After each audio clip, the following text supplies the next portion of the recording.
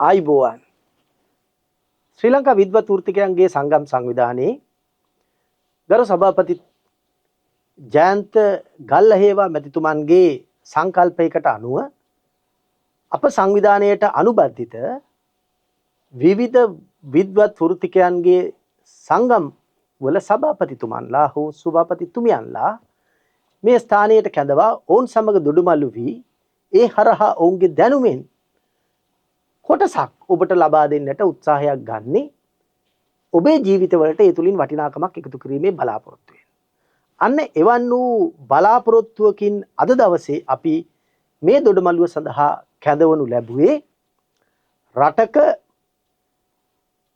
ඉංජිනේරුවන් කරන කාර්යයන් පිටුපස රටේ රාජ්‍ය යාන්ත්‍රණය තුල රටේ නිර්මාණකරුවන් තුල රටේ සියලු දෙනා තුල සිහිනගෙන එන කණ්ඩායමක් විදියට මා දකිනවා. උන් තමයි සිහිනය නිර්මාණය කරන කරුවන්. උන් තමයි රටක නිෂ්පාදනවල රටක දැවැන්ත සංවර්ධන යන් කාර්යයන් තුල සිහිනගෙන එන කණ්ඩායම. සිහිනගෙන එන වෘත්තීය කණ්ඩායම. ඒ තමයි ඒ සිහින ඒ සංකල්ප යථාර්ථයක් බවට පත් කරන්නට ඔවුන් තමයි අපිට මඟ පාදන්නේ. ඔවුන් තමයි රටක මූලික අඩිතාලම දමන්නේ. අන්න ඒ වෘත්තීය සංවිධානයේ වර්තමාන සභාපතිතුමිය තමයි අද දවසේ අපි ඔබ හම්බුවට කැඳවලා තියෙන්නේ. ඒ වෘත්තීය සංවිධානය තමයි ශ්‍රී ලංකා වරලත් වාස්තු විද්‍යාඥයන්ගේ සංගමය.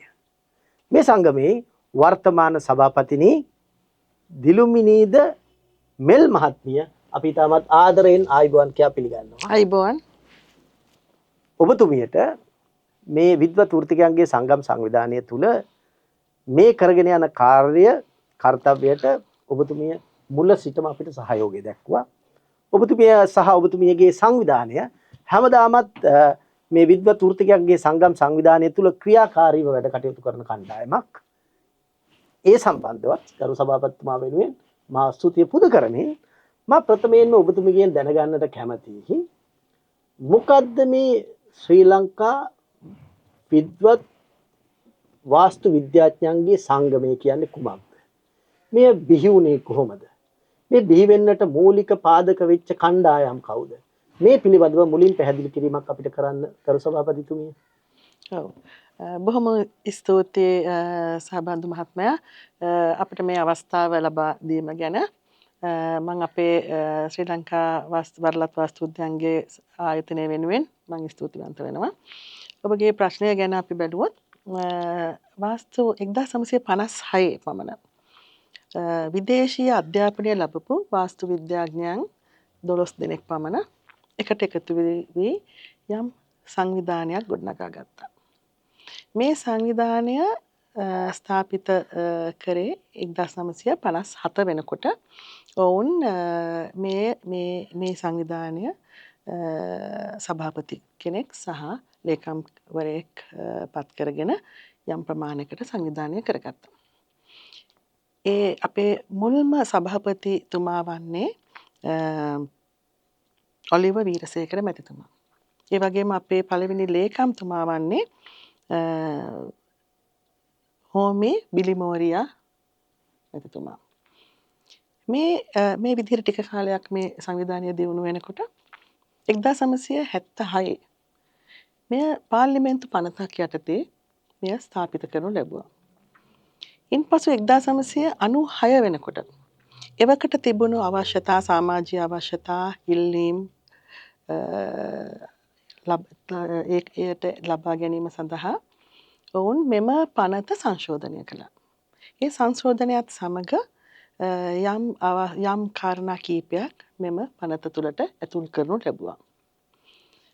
ඒ වගේම දැන් 2026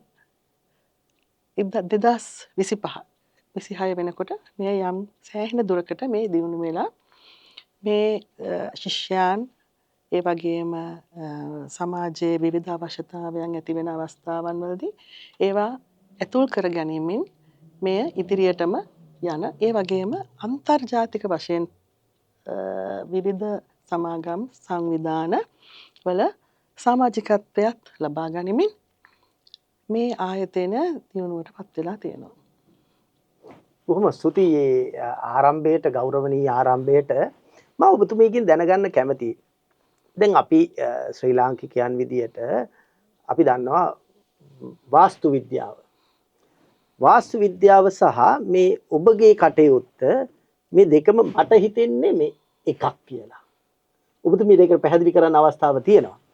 හැබැයි ඒ පාරම්පරිකව පැවතෙන අපි ශ්‍රී ලාංකිකයන් විදියට පැවතෙන මේ වාස්තු විද්‍යාව සහ විද්‍යාත්මකව ගොඩ නැගුණු ඔබේ සංවිධානයේ හරහා නව සංකල්ප දෙක මම හිතනවා යන්නේ එකම තැනකට කියලා. ඒ සංකල්ප තුල ඔබතුමී පැහැදිලි කරන්න අපිට. ඒ ගැටීම් තියනවද?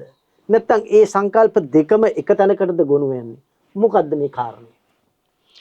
ඇත්තටම වාස්තු විද්‍යාව කියලා කියන්නේ අපි විද්‍යානුකූලව යම් දෙයක් නිර්මාණය කරන්න සංකල්පයක් ගොඩනගා ගන්නවා අපි. මේ සංකල්පය ගොඩනගාගෙන එය යථාර්ථයක් දක්වා පත් කර ගැනීමට අවශ්‍ය වන විවිධ කරුණු මේ සමග එකතු වෙනවා. නිර්මාණය ආකල්පයක් සංකල්පයක් බිහි වෙනවා. ඒ සමග අවකාශ නිර්මාණය වෙනවා. ඒ අවකාශ අවශ්‍ය ප්‍රමාණයට ඒවා ව්‍යුහගත වෙනවා.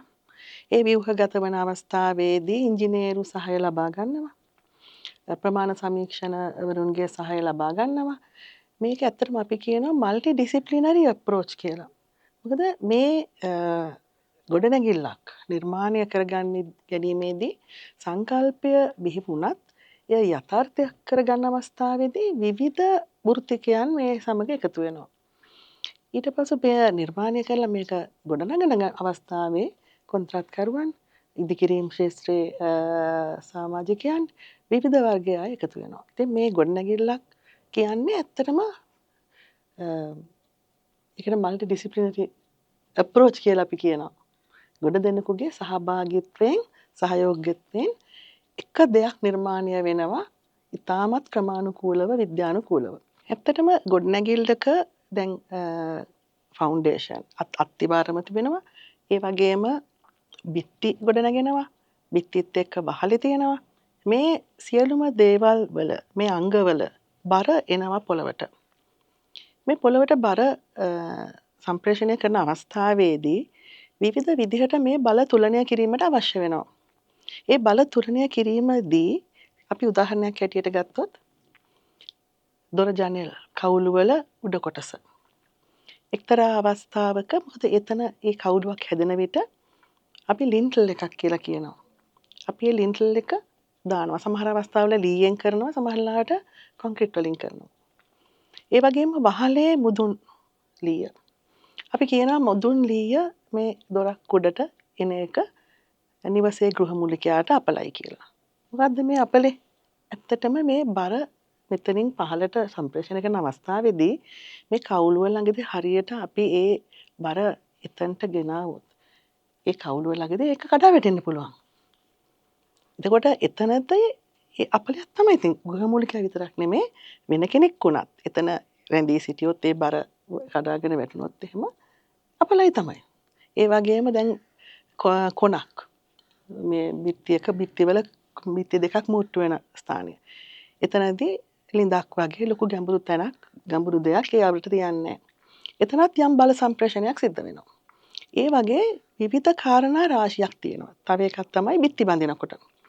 බිත්ති බඳින අවස්ථාවේදී බිත්ති සම්බන්ධ කරන ක්‍රමවේදයේ බිත්ති 3ක් එකට සම්බන්ධ කරන ක්‍රමවේදයක් තිබෙනවා. හැබැයි බිත්ති 4ක් සම්බන්ධ කරන්න ක්‍රමවේදය බිත්ති ගඩොල් හරහා නැහැ.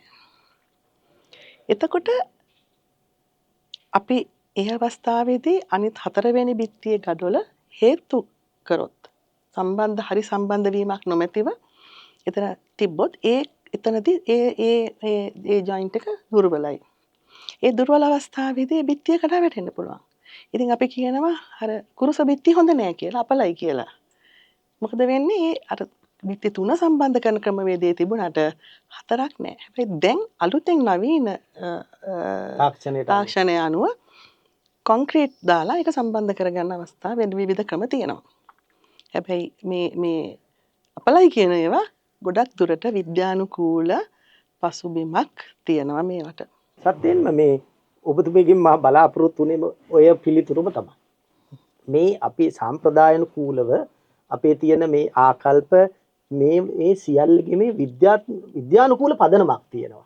ඒ විද්‍යානුකූල පදනම තමයි ඔබතුමිය මේ පැහැදිලි කරේ. ඒ සම්බන්ධව මොකද්ද මේ අපලය වෙන්න පුළුවන්, කොහොමද මේ අපලය මේක විද්‍යානුකූලව ඇයි මේ කතාව කියන්නේ කියලා. ඒක ඔබ විදියට, ඔබ ජනතාව විදියට ඔබ දැනුවත් විය යුතුයි මේ කාරණා සම්බන්ධව. ඒ නිසා තමයි මෙවැනි වෘත්තිකයන්, මෙවැනි මේ වෘත්තීය සංගම් වල නායකයින්, සභාපතිතුමිය අද දවසේ අපි ගෙන්නලා ඔබව දැනුවත් කරන්න උත්සාහ ගන්න. සභාපතිතුමිය ලංකා ඉතිහාසයේ පාර්ලිමේන්තු ගොඩනැගිල්ල. එතකොට කණ්ඩලම හෝටලය. මේ වගේ ආයතන හරි ප්‍රසිද්ධයි. මේ බාව මහත්මයා එක්ක ඔහුගේ නිර්මාණ තුල. මොකද්ද මේ නිර්මාණ තුල තියෙන? එතුමා රටේ නිර්මාණ ගැන කියවෙනකොට එතුමාගේ නම නිතින්ම කියවෙන නමක්. ඒ නිසායි මම මේ ඔබතුමියගෙන් අහන්නේ. මොකද්ද මේ එතුමාගේ තියෙන සුවිශේෂත්වය? සහ මෙවැනි නිර්මාණකරුවන් අද දවසෙත් ඔබතුමියලගේ සංවිධානය සමාජිකත්වයේ අරගෙන ඇති, රටේ ඇති, මේ පිළිබඳවත් යම් පැහැදිලි කිරීමක් කරන්න බලන්න. ඔව්, ඇත්තටම නිර්මාණයක් කිරීමේදී යම් කාරණා කීපයක් තියෙනවා. ගොඩනැගිල්ලක් තානා ගැනීමේදී ඒ ගොඩනැගිල්ල ඇත්තටම ගොඩනැගිල්ලක් විතරක් නෙමෙයි. ඒ වාස භවනයක්. මිනිසුන්ට ජීවත් වෙන්න පුළුවන්කම තියෙන්න ඕන. එතකොට මේ අවස්ථාවේදී අපි ස්ථානගත කරන හැටි, ගොඩනැගිල්ල ස්ථානගත කරන හැටි, ඉර එළිය ලැබෙන විදිහට, හුළඟ ගොඩනැගිල්ල හරහා යන විදිහට, වාතය පිරිසිදු වෙන විදිහට, ඒ වගේම වැසි වෙලාවට ඒ සම්බන්ධව ඒක මර්ධනය කරගන්න විදිහට, මේ වගේ කාලගුණික, දේශගුණික තත්ත්ව කීපයක්ම තිබෙනවා ගොඩනැගිල්ලක් තනා ගැනීමේදී සැලකිය යුතු ජීවත් වෙන අයගේ අවශ්‍යතාවලට අමතරව. ඒවා සමහරලාට දැනෙන්නේ නැහැ. ඒක සමහරලාට මේ නිවැසියන්ට මේ ගැන අවබෝධයක් නැහැ. ඔවුන් තමාගේ අවශ්‍ය අවකාශයන් ගැන, ඒ අවකාශයේ පෙනුම ගැන, ඒවා නිමාවන් යොදන හැටි ගැන ඒගොල්ලෝ තෙවරෙනවා. හැබැයි හොඳ වාස්තු විද්‍යාඥයෙක් යම් විදිහකට අධ්‍යාපනය ක්‍රමවේදයක් අනුව ලබාගත් වාස්තු විද්‍යාඥයෙක්ට අවබෝධය තියෙනවා මේ අවකාශයන් නිර්මාණය කරනකොට ඒ ගෙහිමියාගේ හෝ ගොඩනැගිල්ල හිමියාගේ අවශ්‍යතා පරිදි මේ දේවල් ගැන අවබෝධයෙන් වැඩ කරන්න. අවශ්‍ය වාතාශ්‍රය ලබා ගැනීමට අවශ්‍ය දොර ජනෙල් ප්‍රමාණය හරියට තියෙන්න ඕන. ඒ වගේම දැන් උණුසුම් වෙන වාතය, පහළ මට්ටමේ උණුසුම් වෙන වාතය, ඒක ඉහළට යන්න ඕන. ඒ උණුසුම් වෙන වාතය උඩට යනවා. ඒක සම්බන්ධව ඒතකොට එතනින් එළියට යන ක්‍රමයක් තියෙනවා. ඉතින් අපි අර ෆෑන් ලයිට් කියලා කියනවා, එහෙම නැත්නම් කවුළු දානවා. ඒ වගේ දේවල් අපි ගොඩනැගිලි වල දැකලා ඇති. ඒ වගේ දේවල් තියෙනවා. ඒ එක්කම අපි දැන් බා මහත්තයා ගැන කතා කරා. බා මහත්තයා ගොඩක් වෙලාවට ස්වභාව ධර්මයත් එක්ක ගොඩනැගිල්ල සම්බන්ධ කරනවා. ගොඩනැගිල්ලයි ස්වභාව ධර්මයයි දෙක අතර වෙනස අඩු කරනවා. ඒක එතුමාගේ විශේෂ හැකියාවක්. ඉතින් ඇත්තටම දැන් කණ්ඩලම ගත්තොත් අපි මේ ගොඩනැගිල්ල දිහා බලනකොට අපිට ඇත්තටම ගොඩනැගිල්ලක් තියෙනවද කියන එක ඒ තරම් ලොකුවට හොඳට බැලුවොත් ඒක පේනවා අඩුයි. ඒ වගේම දැන් කියමු පිහිනුම් තටාකයක් හෝටලයක. ඒක සම්බන්ධ කරනවා මුහුදත් එක්කම පේන විදිහට. ඒකට අර ඇතින් මෙහෙම ඇතින් බලනකොට ඇත්තටම මේ පිහිනුම් තටාකයත් මුහුදත් එක හා සමානව ඒ වගේ දේවල් ගොඩක් සූක්ෂම විදිහට ඒ ප්‍රායෝගික තත්ත්වයන් ඇති කර ගැනීමට ඔහුට හැකියාවක් තිබෙනවා. ඉතින් ඒ වගේම දේවල් ඒ කියන්නේ අමුද්‍රව්‍ය තෝරා ගැනීමේදී ගොඩක් තීරණ ගැනීමේදී එතුමාගේ ස්වභාව ධර්මයත් එක්ක සම්බන්ධ කර ගැනීම ඉතාමත් ප්‍රබලයි. ඒ කියන්නෙම සභාපතිතුමිය මේ විද්‍යාව හදාරනවා වගේම ඔහුට හෝ ඇයට සුවිශේෂී වූ ගුණාංග, ඔහු දකින පරාසයන් වෙනස් වෙනවා. ඉතාමත් පුළුල්. එතකොට ඒ පරාසයන් තුල ක්‍රියාත්මක වෙන විශේෂ වූ දැනුමක් ඇති කණ්ඩායම් තමයි මේ ඒ අතරිනුත් සුවිශේෂී කෙනෙක් තමයි බාව මහත්මයා. අපි එතුමා සිහි කිරීම මා ගෞරවයක් විදියට දකිනවා මේ එතුමාටත් ගෞරවයක් විදියට සභාපතිතුමිය. දැන් ඔබට මේ මෙතුමිය හරහා ලබා දෙන පණිවිඩය බොහෝ වටිනාකම් ඔබේ ජීවිතවලට එකතු කරයි. මා එසේ කියන්නේ ඔබට කිව්වා මේ අපලය කියන්නේ කුමක්ද? ඒ තාක්ෂණිකව කොහොමද බලපාන්නේ? ඒ පිළිබඳව එතනින් ඇතිවෙන්නා වූ අපලයෙන් වෙන්නා වූ විපත ඔබට කුමක්ද කියලා අය ඉතා මනාව පැහැදිලි කරා. මේ පිළිබඳව තවද පැහැදිලි කරමින් විශේෂයෙන් අපි ජනතාව විදියට මේ විද්වත් වෘත්තිකයන්ගේ සංගම් සංවිධානය තුළ තවත් වූ විශේෂ සංගමයක් විදියට ඔබ ආයතනය මේ ජනතාවට තමන් ඉඩමක් තෝරා ගැනීමේදී තමන් නිවස සාදා ගැනීමේදී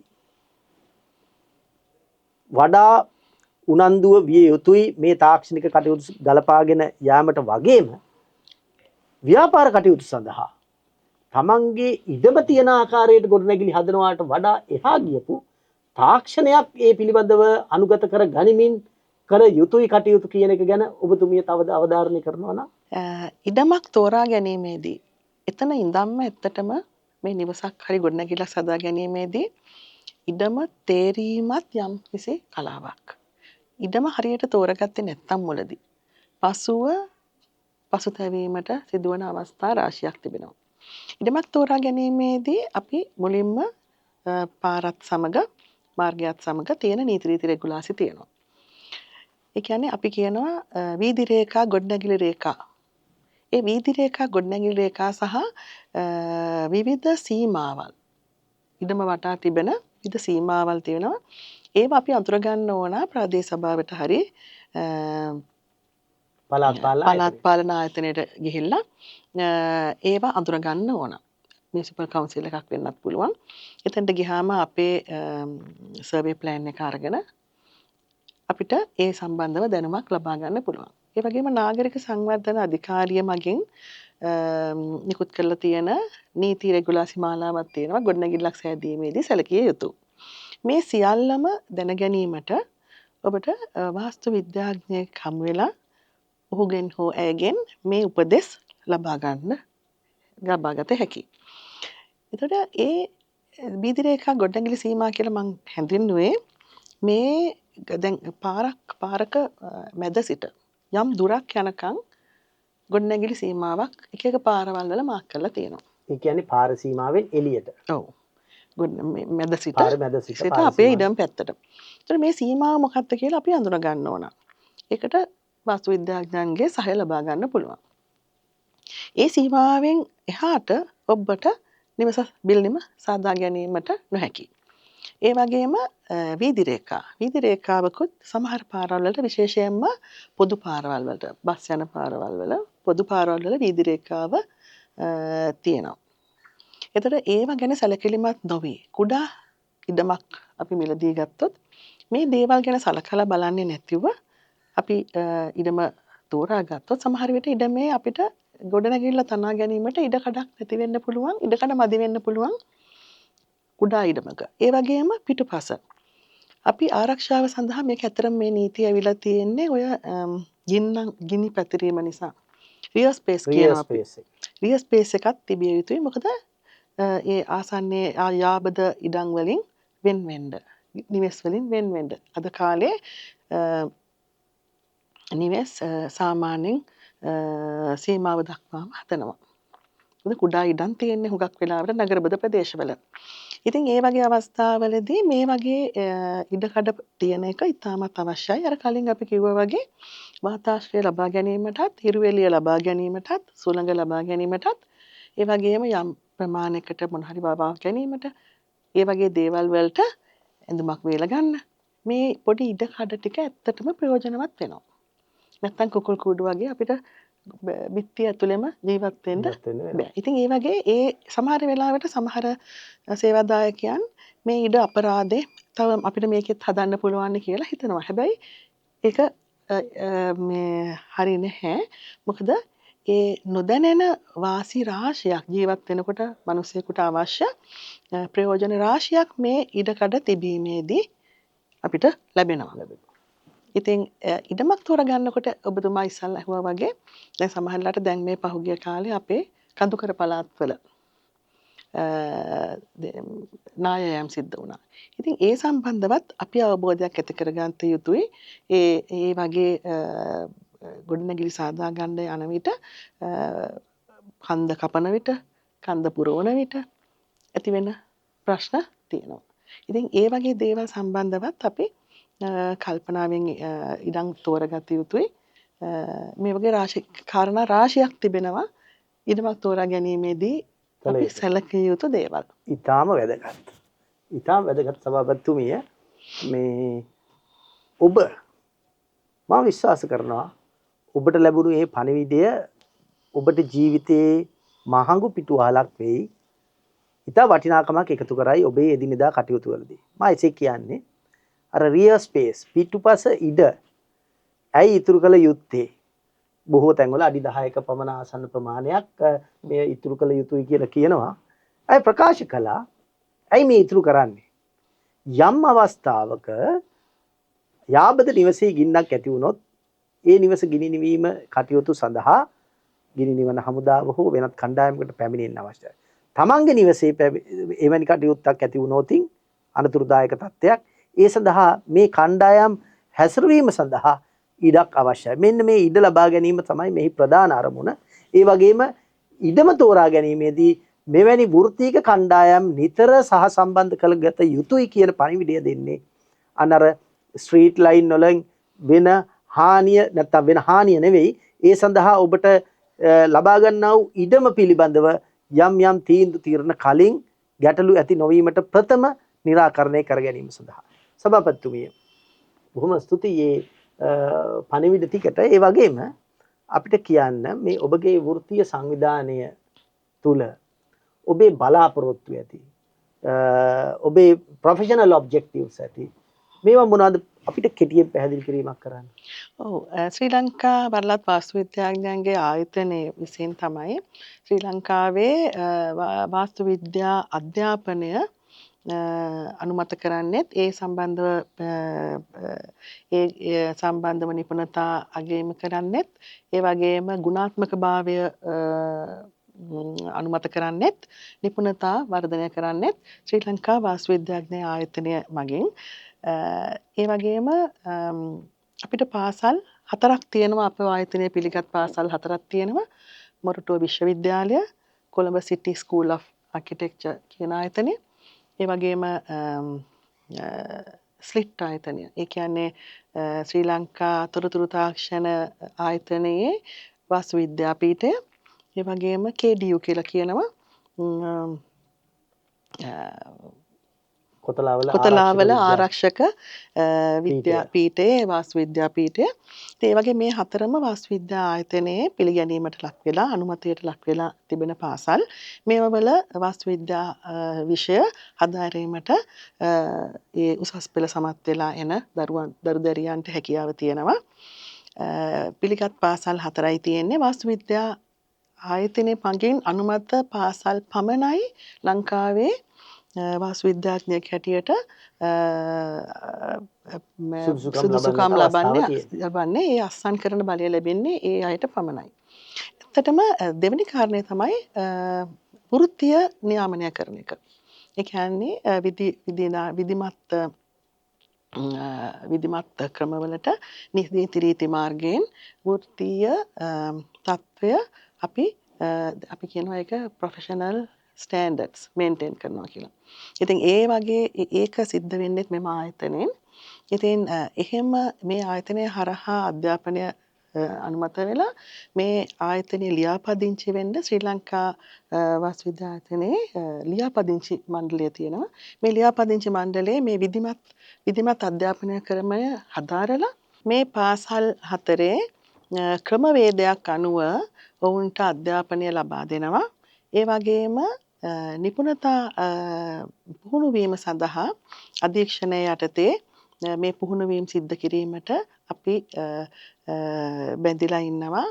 මේ පාසල් වලින් පිටත් වෙන දරුවන්ගේ අධ්‍යාපනය අධීක්ෂණය කිරීම සම්බන්ධව ඒ අධ්‍යාපනය ගැන කතා කරොත් ඒ වගේම වෘත්තීය නිපුණතා වෘත්තීය නියාමනය කිරීම ගැන අපි කතා කරොත් මේ වෘත්තීය සම්බන්ධව නිවසක් ගොඩනැගිල්ලක් නිර්මාණය කර ගැනීමේදී අප ආයතනයේ ලියාපදිංචි විය යුතුයි.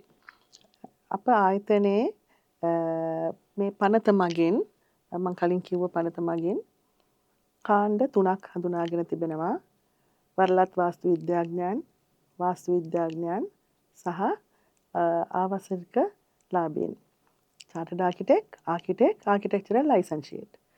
මේ 3 කාණ්ඩයෙන් චාර්ටර්ඩ් ආකිටෙක් කියන කණ්ඩායම් දෙක අප ආයතනයේ සමාජිකයන්.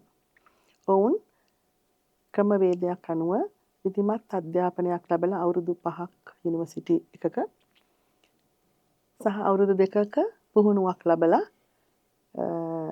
දැඩි අධීක්ෂණයක් යටතේ පුහුණුවක් ලැබලා වෘත්තියට ඇතුල් වුණු කොටසක්. ඒ වගේම තුන්වෙනි කොටස ආකිටෙක්චරල් ලයිසන්සියේට් කියන කොටස ජීවිකාව හැටියට ප්ලෑන් අඳිමින් තම ජීවිකාව ගත කරපු කොට්ටාසයක්. ඔවුන්ටත් අපි අසාධාරණයක් කළා නෑ. අපි ඔවුන්ට කෙටි පාඨමාලාවක් හදාරලා අවශ්‍ය කරන ප්ලෑන් එකක් ඇඳීමේදී මූලික අවශ්‍යතා ගැන අවබෝධයක් ලබා දීලා ඔවුන් වාස්තු විද්‍යාඥයන් ලියාපදිංචි කිරීමේ මණ්ඩලයේ අපි ඒ ලියාපදිංචි කිරීමට කටයුතු යොදලා තියෙනවා. ඉතින් මේ 3 කාණ්ඩය තමයි ලංකාවේ වාස්තු විද්‍යාව සම්බන්ධ ගොඩනැගිලි නිර්මාණය කිරීමට අවසර ලැබිලා තියෙන කොටස් 3.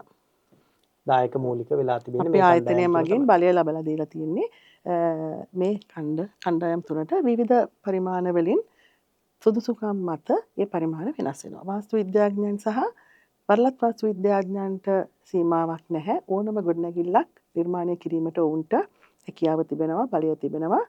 ඒ වගේම ආකිටෙක්චරල් ලයිසන්සියේට් කියන කාණ්ඩයට යම් සීමාවක් තිබෙනවා. ඒ සීමාව ඇතුලේ තිබෙන ගොඩනැගිලි නිර්මාණය කිරීමට බලය ලබා දීලා තිබෙනවා. සභාපතිතුමිය, ඒ වගේම මට කියන්න මේ අධ්‍යාපනය ලැබලා ප්‍රොෆෙෂනලි ක්වොලිෆයි වෙච්ච කණ්ඩායමකට මේ ප්‍රොෆෙෂනල් ටීම් එකට විදේශගතව තියෙන අවස්ථා ඔපචුනිටිස් මොනවද? රැකියා අවස්ථා. අපි ලෝක වෙළඳපොළට, ජාත්‍යන්තර වෙළඳපොළට අපේ මේ ප්‍රොෆෙෂනල්ස්ලා අපි ඉදිරිපත් කරන රටට ලොකු ආදායමක්, ඉන්කම් එකක්. මේ කණ්ඩායම මේ තියෙන ක්වොලිෆිකේෂන්ස් වලින් ගිහිල්ලා වැඩ කරන්න පුළුවන්. ඔවුන්ට තියෙන අවස්ථාව මොකක්ද? ඔව්, ඇත්තටම කියනවා නම් මම මුලින් කිව යුතුයි අපේ ආයතනය අන්තර්ජාතික වශයෙන් ප්‍රසිද්ධියක් උසුලන සංවිධාන කීපයකම සමාජිකත්වය දරනවා.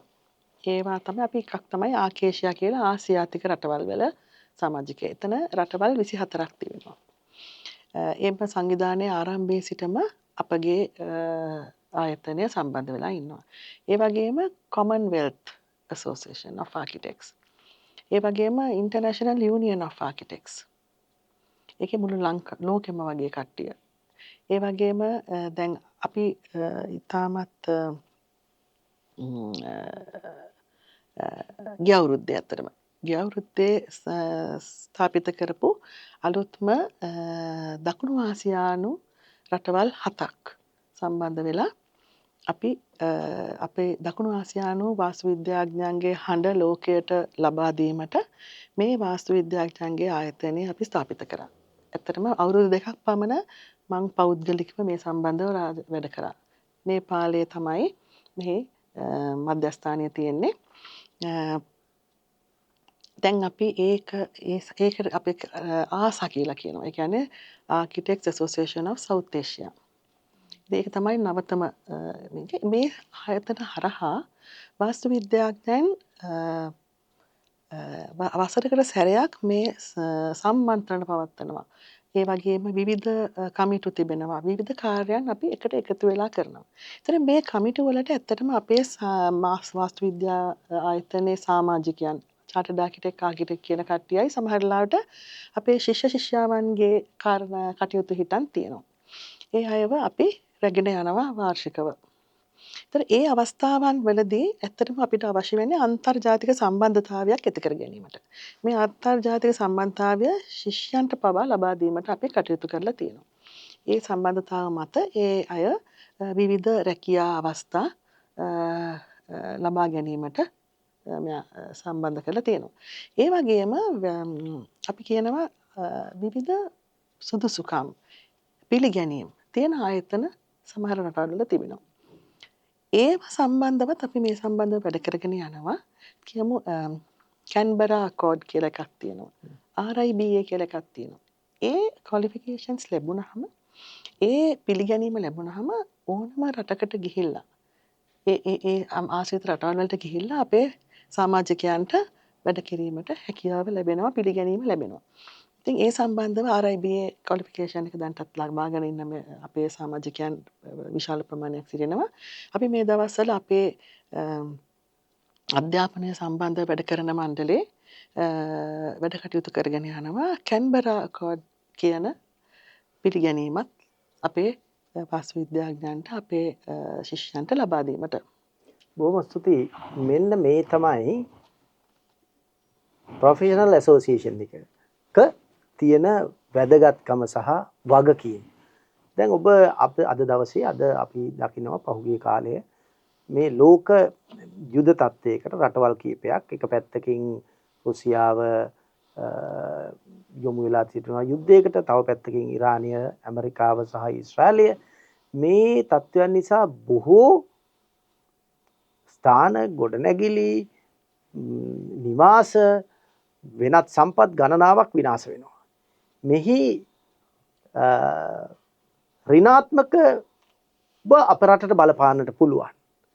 ඒ වගේම මෙහි ධනාත්මක පැත්ත බලලා වෘත්තිකයන් ලෙස අපි ඒ කල යුත්තේ මෙන්න මේ අවස්ථාවන් ප්‍රයෝජනයට ගනිමින් රටේ ආර්ථිකය ගොඩනගන්නට අපේ වෘත්තිකයන්ට අවස්ථාව සලසා දෙන්නට මම් පෙත් පාදනය. ඔබතුමියලා ඒ සඳහා මූලික දායක වෙලා තියෙන බව පැහැදිලි කරා. බොහොම ස්තුතියි. අපි සතුටු වෙනවා විද්වත් වෘත්තිකයන්ගේ සංගම් සංවිධානයේ විදියට අපට අනුබද්ධිත තවත් ප්‍රොෆෙෂනල් ඇසෝසියේෂන් එකක්, සංගමයක් මේ කටයුතු වලට මූලික පාදක වෙලා කටයුතු කිරීම සම්බන්ධයෙන්.